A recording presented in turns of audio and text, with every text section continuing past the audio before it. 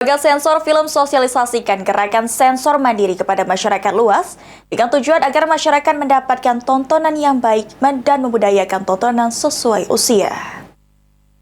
Mau nonton film yang sudah disensor belum? Dipotong itu bukan film yang disensor, tapi Lembaga Sensor Film Republik Indonesia menggelar sosialisasi gerakan sensor mandiri dengan tujuan agar masyarakat umum bisa mendapatkan tontonan yang baik dan membudayakan tontonan sesuai usia.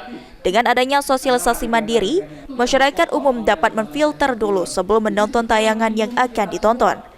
Sosialisasi ini diikuti filmmaker Sumsel, mahasiswa, pelajar, Dinas Komunikasi dan Informatika, Dinas Pendidikan dan Kebudayaan, ulama, dan kalangan media. Sensor mandiri ini juga menjadi literasi masyarakat untuk menonton film dan televisi, menonton sesuai klasifikasi usia. Lembaga sensor film membagi menjadi 4 klasifikasi, yaitu SU, untuk semua umur, 13 lebih, untuk anak usia remaja, 17 lebih, tontonan untuk usia di atas 17 tahun ke atas. Kemudian 21 lebih, untuk tontonan di atas 21 tahun ke atas.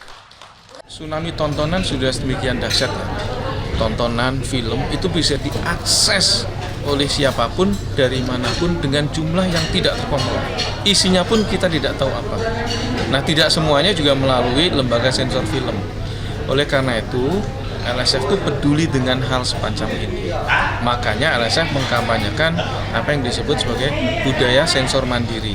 Ini adalah literasi agar masyarakat dapat memilah dan memilih tontonan sesuai klasifikasi usia. Maksudnya, masyarakat itu bisa tahu tontonan mana yang pas untuk dia dan keluarganya. Sosialisasi ini sangat penting karena segala tontonan bisa diakses dengan mudah dengan teknologi yang makin berkembang pesat. Salah satunya dengan handphone yang dimiliki oleh masyarakat.